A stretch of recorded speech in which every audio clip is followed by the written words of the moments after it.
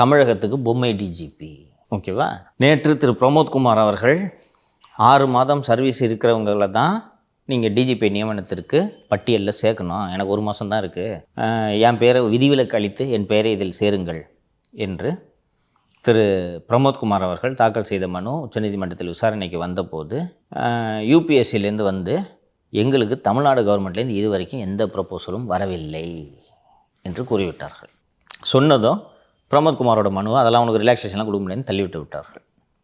மதுரை உயர்நீதிமன்றத்தில் நடந்தது உங்களுக்கு தெரியும். நீதிபதி திரு எஸ்.எம். சுப்பிரமணியம் அவர்கள் பதவி டிஜிபி நியமனம் தொடர்பான வேலைகளை செய்துவிட்டீர்களா, கோப்புகளில் பணி நடந்து கொண்டிருக்கிறதா என்று கேட்டபோது இதெல்லாம் செஞ்சுக்கிட்டு இருக்கோம் என்று அவர் அரசு தலைமை வழக்கறிஞர், கூடுதல் தலைமை வழக்கறிஞர் சொன்னதுனால சரி நான் அதை முடிச்சு வைக்கிறேன்ட்டு முடிச்சிட்டார். இன்றைக்கி தேதி 23, இன்றைக்கி வரைக்கும் போகல. திங்கக்கிழமை 25, அந்த 5 நாள் தான் வேலை நாள். 30, 31 சனி ஞாயிறு. ஓகேவா? இவனுங்க என்றைக்கு ப்ரொப்போசல் அனுப்பிச்சு? இன்றைக்கி தினமலரில் ஒரு செய்தி வந்திருக்கிறது. என்ன செய்தி என்றால், பிரமோத்குமாரோட மனு இந்த மாதிரி தள்ளுபடி செய்யப்பட்டு விட்டது, தமிழகத்தில் அடுத்த டிஜிபியை நியமனம் செய்வதற்காக 8 பேர் கொண்ட பட்டியல் யூபிஎஸ்சிக்கு அனுப்பப்பட்டு விட்டதுன்னு தினமலரில் ஒரு செய்தி வந்திருக்கிறது. அந்த செய்தி போய் தினமலர் ரிப்போர்ட்டர் கூப்பிட்டு இந்த மாதிரி பேனலில் அனுப்பிச்சிட்டேன், நீங்கள் எக்ஸ்க்ளூசிவாக போட்டுக்கங்கன்னு இவங்க தான் கொடுத்துருக்கேன். தினமணியில் ஒரு செய்தி வந்திருக்கு. இது வரைக்கும் யூபிஎஸ்சிக்கு ஒரே நாளில், இதே நாளில் இன்றைக்கி தினமணியும்லையும் இந்த நியூஸ் வந்திருக்கு, தினமலர்லையும் நியூஸ் வந்திருக்கு. தினமலரில் ப்ரப்போசல் போயிடுச்சுன்னு வந்திருக்கு, தினமணியில் ப்ரப்போசல் போகலைன்று வந்திருக்கு. நான் பிறகு டெல்லியில் விசாரித்த போது இன்றைக்கி தேதி வரைக்கும் ப்ரப்போசல் வரல. இனிமேல் அனுப்புனாலும் பிரயோஜனம் இல்லை. நான் ஏற்கனவே சொன்னேன், இங்கே அனுப்புகிற ப்ரப்போசலு மினிஸ்ட்ரி ஆஃப் ஹோம் அஃபேர்ஸுக்கு போகணும், சென்ட்ரல் விஜிலன்ஸ் கமிஷனுக்கு போகணும், யூபிஎஸ்சிக்கு போகணும், அதற்கு பிறகு தமிழக தலைமைச் செயலர், தமிழக உள்துறை செயலர் மற்றும் டிஜிபி ஆகியோர் அடங்கிய எம்பேனல்மெண்ட் கமிட்டி மீட்டிங் நடக்கணும். இதெல்லாம் ஒரு வாரத்தில் செய்ய முடியாதுன்றதுக்காக தான் 3 மாதத்துக்கு முன்னாடி அனுப்புன்னு சொல்கிறாங்க. ஸோ இப்போது அடுத்த டிஜிபி யார் வந்தாலும் அது பொம்மை டிஜிபி. ஓகேவா? அடுத்த டிஜிபியாக 2 பேரில் ஒருவர் நியமிக்கப்பட இருக்கிறார்கள். அதாவது கூடுதல் பொறுப்பு, அடிஷ்னல் சார்ஜாக போட போகிறாங்க. ஒன்று திரு அபய்குமார் சிங். அபய்குமார் சிங்குக்கு ஜனவரி மாதம் வரை பதவிக்காலம் இருக்கிறது. ஸோ அபய்குமார் சிங்கை டிஜிபி அட்மினிஸ்ட்ரேஷனாக போட்டுட்டு DGP administration will hold additional charge of DGP L and O, Shankar Jiwal பதவியை கூடுதல் பொறுப்பாக வகிக்கலாம் என்று இது ஒரு திட்டம்.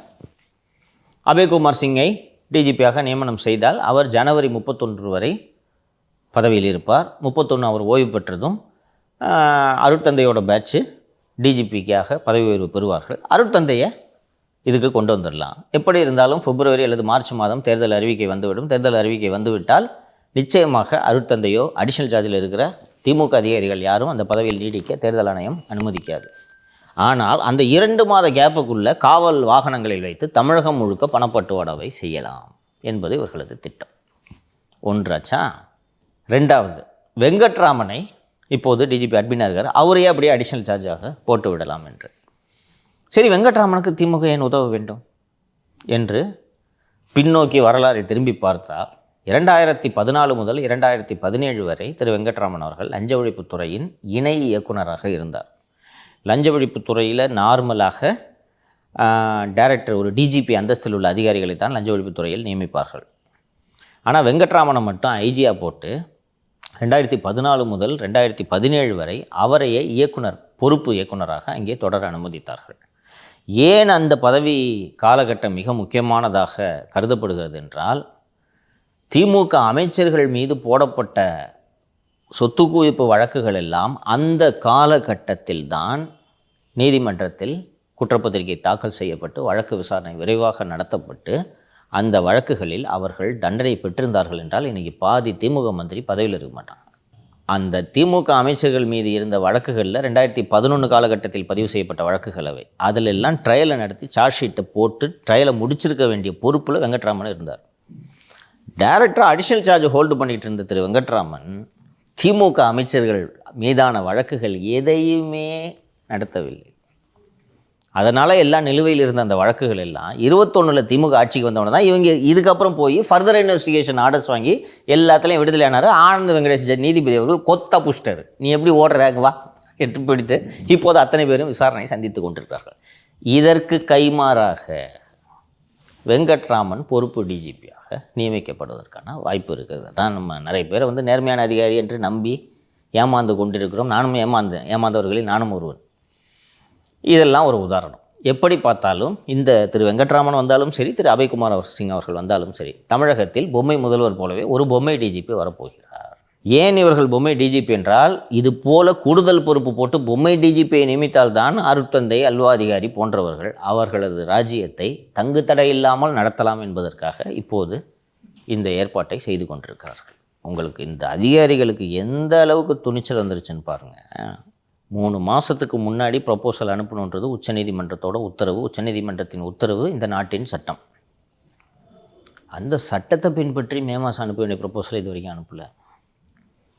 அதற்கு பிறகு உயர்நீதிமன்றத்தில் ஒரு வழக்கு தொடுக்கிறார். சார், டிஜிபி அப்பாயின்மெண்ட்டுக்கு இன்னும் ப்ரப்போசல் அனுப்பலை சார் அப்படின்ன உடனே கோர்ட்டில் போய் சொல்கிறாங்க. சார், நாங்கள் பண்ணிகிட்ருக்கோம்னா என்னென்னா, பல முறை நான் சொன்னது போல் டிஜிபி ஆஃபீஸ்லேருந்து ஹோம் செக்ரட்டரி ஆஃபீஸ்லேருந்து டிஜிபி ஆஃபீஸ்லேருந்து ஹோம் செக்ரட்டரி இப்படியே விளையாண்டு கொண்டு இருப்பார்கள்.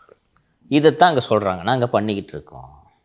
அப்போதே நீதிபதி திரு எஸ்.எம். சுப்பிரமணியம் அவர்கள் சொல்கிறார், டிஜிபி ஓய்வு பெறுவதற்கு முன்பு என்னென்ன செய்ய வேண்டும் என்பதையும் உச்சநீதிமன்றம் வழிகாட்டி இருக்கிறது. அப்படி நீங்கள் செய்யவில்லை என்றால் நீங்கள் யாரை நியமித்தாலும் நீதிமன்றம் அதில் தலையிடுன்றது அப்போவே சொன்னார் அவர்.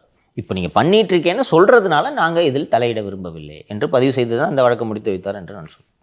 கூடுதலாக உங்களுக்கு ஒரு தகவல் சொல்கிறேன். அதில் ஒரு யாசர் ஆராஃபத் என்பவர் அந்த டிஜிபி நியமனம் தொடர்பாக மனு தாக்கல் செய்திருந்தார் அல்லவா, அவர் நீதிபதி எஸ்.எம். சுப்பிரமணியம் அவர்கள் சரியான உத்தரவை பிறப்பிக்கவில்லை என்று இதற்கு எதிராக உச்சநீதிமன்றம் அணுக இருக்கிறார். உச்சநீதிமன்றம் போனோன்னா, சார், நாங்கள் உங்கள் ரூலை பின்பற்ற மாட்டோம், இன்னும் பண்ணிகிட்டு இருக்கோம்லாம் அங்கே சொல்ல முடியாது. அந்த வழக்கு விரைவில் அடுத்த வாரமே விசாரணைக்கு வர இருக்கிறது என்றும் புரிந்து கொள்கிறோம். சார், தமிழகத்தை பொறுத்த வரைக்கும் மாநில சுயாட்சி பேசுகிறாங்க. மாநிலம் வந்து சுதந்திரமாக செயல்படணும், யாரோட கட்டுப்பாட்டு கீழே இருக்கக்கூடாது அப்படின்னு சொல்லிட்டு இப்போது இந்த டிஜிபி நியமனத்தையே எடுத்துப்போமே, அதுக்குன்னு ஒரு ரூல்ஸ் இருக்குது. அந்த ரூல்ஸை பின்பற்றாமல் இவங்க இஷ்டத்துக்கு அந்த ரூல்ஸுக்கெல்லாம் வளைச்சிக்கிறாங்க.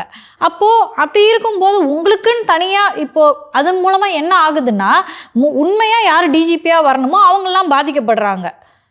அப்படி இருக்கும்போது முழு சுதந்திரத்தையும் இந்த தமிழக அரசு கேட்குறாங்கல்ல, அப்போது அது முன்னுக்கு பின் முரணாக தானே சார் இருக்குது?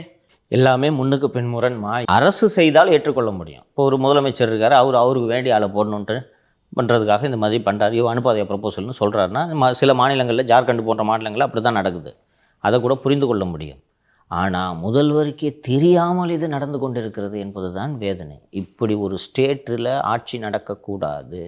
இது எதுவுமே இப்போ நம்ம பேசிகிட்டு இருக்கிற எதுவுமே சிஎம்க்கு தெரியாது. அவர் குளத்தூரில் டான்ஸு இப்படி இந்த மாதிரி ஆட்டம் பாட்டம் கொண்டாட்டம் என்று அதில் மகிழ்ச்சியாக இருக்கிறார். நான் அந்த இதுக்கு இதை இவ்வளோ வலியுறுத்தி சொல்கிறேன்னா, தொடர்ந்து நம்ம ஊடகத்தில் பேசிக்கிட்டு இருக்கோம். ஹிந்து நாளேடு எழுதி கொண்டிருக்கிறது, நேற்று விகடனிலும் வீடியோ போட்டிருக்கிறாங்க. இவ்வளோ நடக்குது, இன்றைக்கி வரைக்கும் ப்ரப்போசல் அனுப்பாமல் இருக்கிறாங்கன்னா எவ்வளோ துணிச்சல் இந்த அதிகாரிங்களுக்கு. உங்களால் எங்களை என்னடா பண்ண முடியும்? நாங்கள் சுப்ரீம் கோர்ட்டை மதிக்க மாட்டோம், ஹைகோர்ட்டை மதிக்க மாட்டோம், சட்டத்தை மதிக்க மாட்டோம், நாங்கள் நினச்சதை செய்வோம், உங்களால் என்னடா பண்ண முடியும்? இந்த நினைப்பு தானே இந்த அதிகாரிகளுக்கு. இப்படி ஒரு ஆட்சி நீடிக்க வேண்டுமா? இன்னொன்று, எதிர்க்கட்சி தலைவர் திரு எடப்பாடி பழனிசாமி வேறு சுட்டி காட்டுறாரு, இவருக்கு வேண்டிய ஆளை பண்ணணுன்றதுக்காக இந்த மாதிரி ப்ரப்போசலை 3 மாதத்துக்கு முன்னாடி அனுப்ப வேண்டியது அனுப்பாமல் வச்சுருக்காங்க அவர் வேறு சொல்கிறார். அதையாவது சொல்லியிருப்பாங்களா சார்? அதுவும் சொல்லிக்க மாட்டாங்க. அவங்க சம்மந்தப்பட்டதில் எப்படி சொல்லுவாங்க? அவர் என்ன உட்காந்து நியூஸ் சேனலில் லைவாக பார்த்துட்ருக்காரு, பேப்பரே படிக்கிறது இல்லை. கருணாநிதி தீக்கதிரி தான் முதல்ல படிப்பார். நான் எத்தனை முறை சொல்லியிருக்கேன், தினமலர் படிப்பார், தீக்கதிரி படிப்பார், துக்ளக் படிப்பார். அப்படிலாம் இருந்தால் ஒரு நல்ல முதலமைச்சர் இருந்திருக்க மாட்டாரா? விடுங்க.